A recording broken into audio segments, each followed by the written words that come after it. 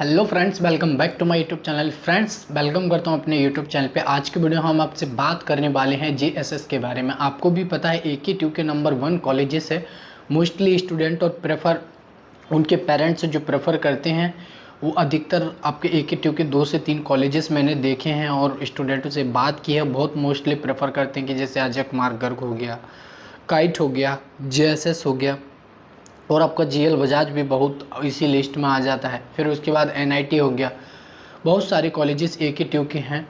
इस वीडियो में आपसे बात करूंगा कॉलेज की fees, placement and admission process and JEE mains की जो कट ऑफ रहती है उस कट ऑफ पे आपको कौन कौन सी ब्रांच मिल सकती है। तो इस वीडियो में आपसे बात करने वाले हूँ। सबसे पहले हम जो बात करने वाले हैं कि कॉलेज की इस्टेब्लिश्ड ईयर की मैं बात करूं फ्रेंड्स तो लगभग 1998 का कॉलेज, बहुत पुराना कॉलेज है। एंड यहाँ का जो पैकेज रहता है प्लेसमेंट की मैं बात करूं तो लगभग हाईएस्ट प्लेसमेंट इसका जो रहता है 57 लाख का हाईएस्ट प्लेसमेंट रहता है। एंड यहाँ का एवरेज पैकेज जो रहता है 6 लाख का एवरेज पैकेज रहता है।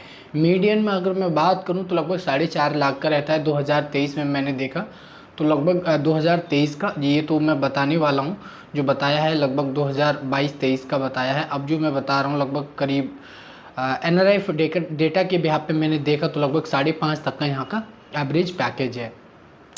एंड यहाँ की फ़ीस स्ट्रक्चर की हम बात कर लेते हैं तो यहाँ की फ़ीस जो रहती है 1,37,850 रुपये रहती है।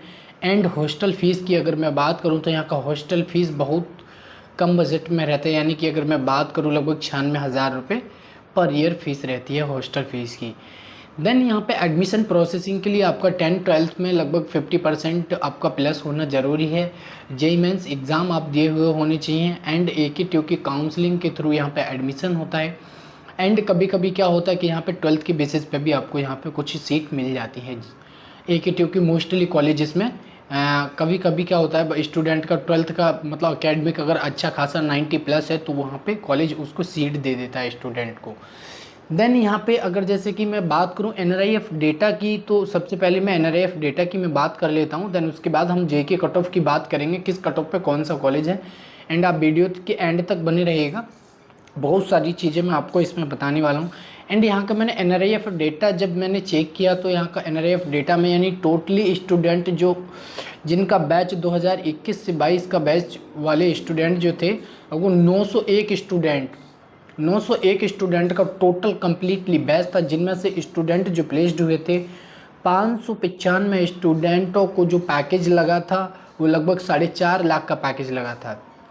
यानी कि कुछ मास रिक्रूटर्स कंपनियां जो आती हैं तो वहाँ मास रिक्रूटर्स कंपनियों में अगर आप मेहनत नहीं करते हो, पढ़ाई नहीं करते हो तो वहाँ पे आपको JSS हो गया, काइट हो गया, अजय कुमार गर्ग हो गया, ABS हो, बहुत सारे कॉलेजेस में AKTU के कॉलेजेस में अधिकतर मास से रिक्रूटर्स कंपनियाँ आती हैं। जब आप मेहनत नहीं करोगे, CGPA अच्छे से नहीं आएगा एंड तो वहाँ पे आपकी मास रिक्रूटर्स कंपनी आपको वहाँ से उठा के ले जब वहाँ का पैकेज बहुत कम रहता है।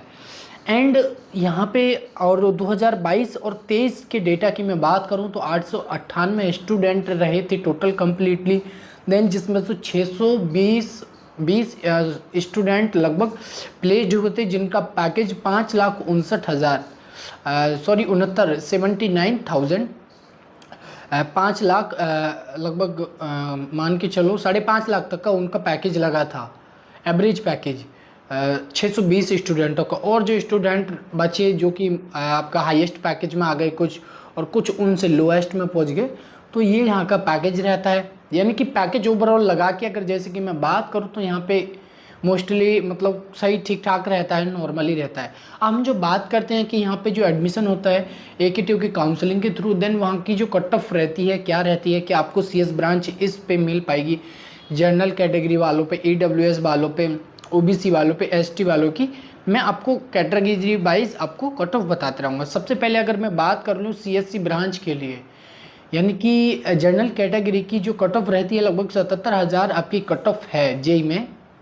CRL रैंक सॉरी जिसको बोलते हैं तो CRL रैंक जो रहती है लगभग आपकी 77,000 80,000 भी है फिर भी चलेगा, 85,000 है फिर भी आपको बहुत ईजिली यहाँ पे मिल जाता है। देन यहाँ पे EWS वालों के लिए अगर मैं बात करूँ 95,000 हो गई, 91,000 तक भी आपको बहुत ईजिली मिल जाता है।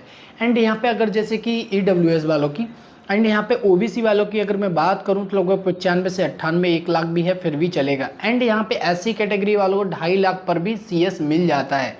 ये मैं सिर्फ और सीएस वालों की बात कर रहा हूँ कैटेगरी वाइज, आप नोट डाउन कर लीजिएगा जो भी मैं कट ऑफ बता रहा हूँ। एंड सेकंड में जो हमारी ब्रांच रहती है आईटी, मोस्टली स्टूडेंट जो प्रेफर करते हैं सीएस या एआईएमएल या फिर आईटी। ईसीई ट्रिपल ई बहुत कम ही स्टूडेंट प्रेफर करते हैं। अब यहाँ की जो आईटी ब्रांच रहती है, आईटी ब्रांच का जो कट ऑफ रहता है लगभग 1,11,000 तक का कट ऑफ रहता है। एंड ईडब्ल्यूएस का जो कट ऑफ रहता है 1,28,000 तक रहता है। एंड यहाँ पे ओबीसी कैटेगरी की अगर मैं बात करूँ तो 1,44,000 सीआरएल रैंक आपकी होनी जरूरी है, बहुत ईजिली यहाँ पे मिल जाता है। एंड एससी वालों की जो कैटेगरी है लगभग 4.5 लाख पर भी यहाँ पे आईटी तक ब्रांच मिल गया था। और यहाँ पे एआईएमएल की अगर मैं बात करूँ, एआईएमएल जनरल कैटेगरी वालों को 92,000 पे मिल जाता है और ईडब्ल्यूएस वालों को 97 यानी 1 लाख भी रहेंगे फिर भी बहुत ईजिली मिल जाता है। ओबीसी वालों को 1 लाख पर भी मिल जाएगा बहुत easily AIML. And 3 lakh SC category वालों पर मिल जाता है। देखो एक चीज़ और मैं बताऊँ, अगर आपने सोचा कि आईटी यहाँ पे 4.5 लाख पर भी मिला है और एआईएमएल यहाँ 3 लाख पर भी मिल रहा है, ऐसा कुछ नहीं है। कभी कभी क्या होता है ना कि अब चॉइस फिलिंग थोड़ा सा यहाँ पे मेन गेम जो रहता है चॉइस फिलिंग का रहता है। चॉइस फिलिंग आप सोच समझ के करें, आपको कौन सी ब्रांच, अगर आपको जो ब्रांच अलॉट हो गई है और आप फिर और नेक्स्ट उसके राउंड के लिए एलिजिबल हैं, तो कभी कभी क्या होता है कि वो अगले राउंड के लिए एलिजिबल नहीं हो पाते हैं। एंड यहाँ पे CS DS की अगर मैं बात करूँ, जनरल कैटेगरी 1 लाख तक मिल गया था।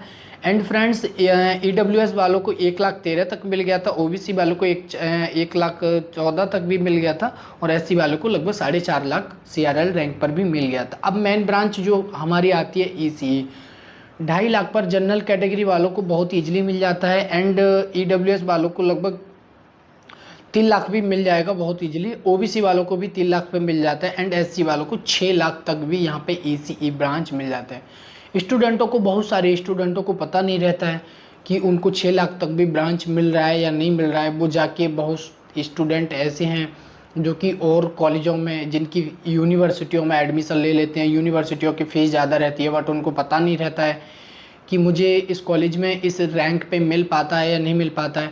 हाँ, अगर आपको और भी कॉलेजेस की रैंकिंग के बारे में या फिर किसी भी कॉलेजेस की इन्फॉर्मेशन अगर आपको चाहिए तो आप मेरे से कोई भी हेल्प ले सकते हैं।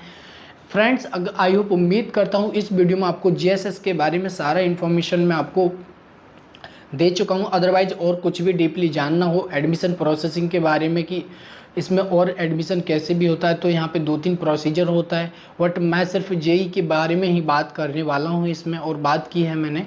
बहुत सारे प्रोसीजर होते हैं यहाँ पे। मैनेजमेंट कोटा के भी थ्रू कुछ वैकेंट सीटें निकलती हैं तो मैनेजमेंट कोटा के भी थ्रू एडमिशन हो जाता है। बहुत सारा प्रोसीजर हर कॉलेजेस में आजकल हो गया है शुरू। तो फ्रेंड्स चलिए, आई होप, उम्मीद करता हूँ वीडियो आपको अच्छा लगा। वीडियो अच्छा लगा तो चैनल को सब्सक्राइब करें, लाइक करें। फ्रेंड्स मिलते हैं अगली वीडियो में। Thank you.